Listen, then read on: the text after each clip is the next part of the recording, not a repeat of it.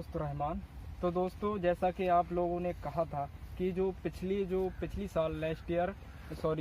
पिछली साल में जो हमने प्रोग्राम ऑर्गेनाइज कराया था, तो बहुत सारे कमेंट और टिप्पणियां आ रही थी कि इस बार कोई प्रोग्राम नहीं कराया है।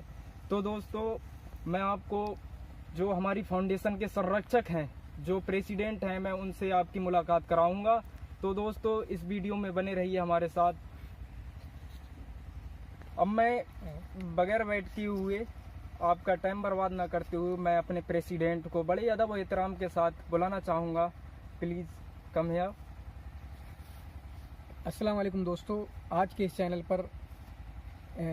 पर आपका स्वागत है। और जैसा कि रहमान भाई ने मेरा तारुफ किया कि मैं Jafarpur foundation for human development का प्रेसिडेंट हूं, और इसी तरह मैं इफ्लू स्टूडेंट यूनियन का एक मेंबर हूं, काउंसलर हूं। वहां पर आपका बहुत बहुत स्वागत है। तो मौलाना अजीम, आप प्रेसिडेंट हो, मतलब जाफरपुर फाउंडेशन की इतनी बड़ी फाउंडेशन है, तो आप 2 साल के अंदर मतलब जाफरपुर के जो यूथ हैं, इनका आप 2 साल के अंदर जो कैरेक्टर है वो कहाँ देखना चाहते हो इस फाउंडेशन के जरिए, ये आप मुझे एक्सप्लेन करके बतलाइए। बिल्कुल, इन्होंने सही सवाल किया यहाँ पर, और इसकी ज़रूरत भी है। अगर मैं बात करूं कि जाफरपुर फाउंडेशन के ताल्लुक से, और इन्होंने कहा कि पिछली साल हमने काफ़ी प्रोग्राम कराए, गरीबों की सहायता की, और जिस तरीके का भी हम सामाजिक कार्य कर सकते थे जाफरपुर को देखते हुए हमने किया, लेकिन इस साल क्यों नहीं हो रहा है? उसकी एक वजह कहीं ना कहीं ये हो सकती है कि हमारी जो फाउंडेशन में जो मेंबर्स थे और जो एग्जीक्यूटिव मेंबर्स थे, वो लोग मतलब इतने तालीम याफ्ता नहीं थे, एजुकेटेड नहीं थे, जिसकी वजह से वो उतना सोच नहीं पाते थे, और वो सारी ख्यालात कि हम क्या काम करें ये आ नहीं पाता था, जिसकी वजह से इस साल हम काम नहीं कर पा रहे हैं। और हम सोच रहे हैं कि हमारे वो मेंबर्स जो जाफरपुर फाउंडेशन से जुड़े हैं वो तालीम हासिल करें, एजुकेशन हासिल करें, और उसके बाद जब हम एजुकेशन हासिल कर रहे हैं हमारे सारे मेंबर्स, तो हम अच्छे तरीके से जाफरपुर फाउंडेशन के ज़रिया इस जाफरपुर के अंदर काम करें। और ये बात याद रहे कि जाफरपुर फाउंडेशन के ज़रिया हम सिर्फ जाफरपुर में काम नहीं करना चाहते हैं, बल्कि जाफरपुर के अतराफ़ शीशगढ़, बिलसा, बूंची, मलसाखेड़ा, बरेली, और पूरे बरेली के अंदर हम जाफरपुर फाउंडेशन के ज़रिया काम करना चाहते हैं। और इन्होंने दूसरी बात पूछी मुझसे कि युवाओं को आप कहाँ देखना चाहते हैं, यूथ्स को जाफरपुर के कहाँ देखना चाहते हैं। तो मैं यही कहना चाहूँगा कि मैं अपने जाफरपुर के जो यूथ्स हैं, नौजवान हैं, युवा हैं, उनको एजुकेशन लेवल में हाई पर देखना चाहता हूँ। सारे हमारे युवा जो 12 करके छोड़ देते हैं पढ़ाई, या कोई BA करके पढ़ाई छोड़ देते हैं और उसके बाद वो बिजनेस में लग जाते हैं, काम में लग जाते हैं।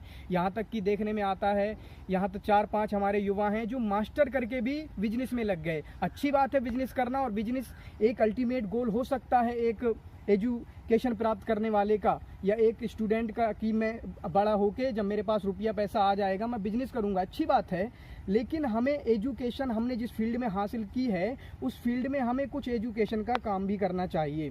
तो मैं उनको देखना चाहूँगा कि वो मास्टर करें, और मास्टर करने के बाद अगर उनके हालात साजगार हों, उनका इकोनॉमिकल, उनका फाइनेंशियल बैकग्राउंड सही हो उनके घरेलू, तो वो PhD वगैरह भी करें और हायर एजुकेशन में हमारे यहाँ के नौजवान जाएं। लेकिन यहाँ पर रहमान भाई, मैं एक बात कहना चाहूँगा, प्रॉब्लम ये है कि हमारे यूथ को, जाफरपुर के अंदर युवाओं को पता नहीं है कि कैरियर्स कौन से हैं, उनके लिए कौन से ऑप्शंस हैं जिनमें उन्हें आगे जाना चाहिए, जिसकी वजह से एक लफ्ज़ मैं बोलता हूँ, वो भेड़ चाल चल रहे हैं। गांव में जो चल रहा है, कॉमर्स चल रहा है, BCom करने सारे निकल गए, इंटर जिसने भी किया, एक ग्रुप होता है, पैनल होता है नौजवानों का, जिसने भी इंटर किया सारे कॉमर्स करने चले गए।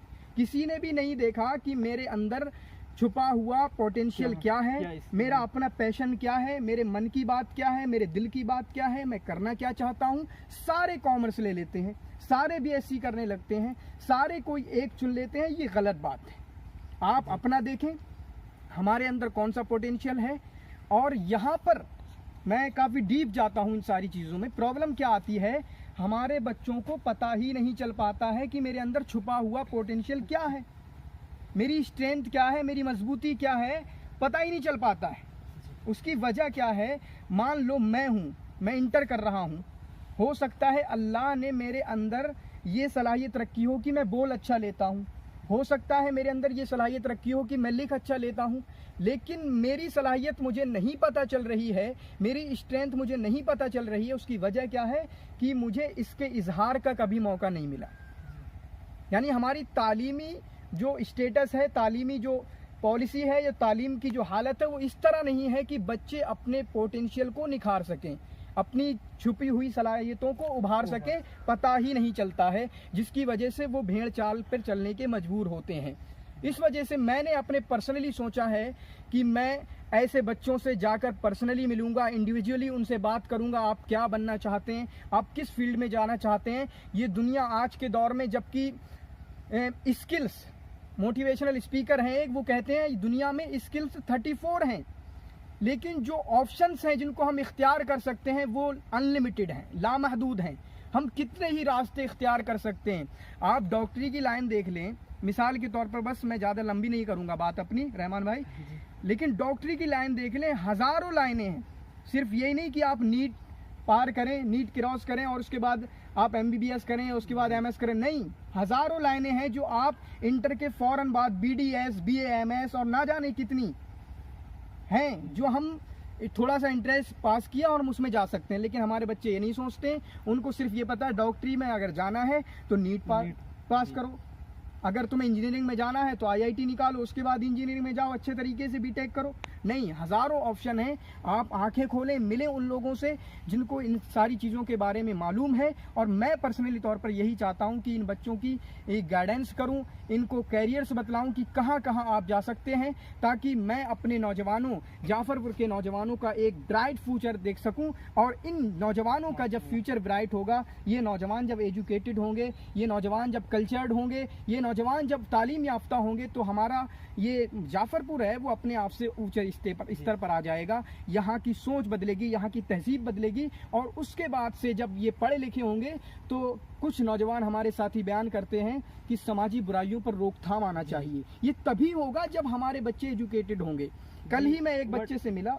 बट अजीम भाई, मेरा एक क्वेश्चन है, बहुत ही बेटर उन्होंने आपके सामने एक्सप्लेन किया, सारी चीज़ें बिल्कुल अच्छी प्रॉपर तरीके से इन्होंने एक्सप्लेन किया। बट अजीम भाई, मेरा एक क्वेश्चन है कि आपके ऊपर इतनी जिम्मेदारी है, जाफरपुर फाउंडेशन के संरक्षक हैं, इफ्लू में MA कर रहे हैं अरबी से, और इंग्लिश बहुत ही अच्छी मोटिवेशनल स्पीकर हैं, बट आपने इतनी कम उम्र में सनाबिल से फारिग हुए, BA किया अरबी से, BA करने के बाद अब MA इफ्लू में रैंक नंबर से इन्होंने पास किया।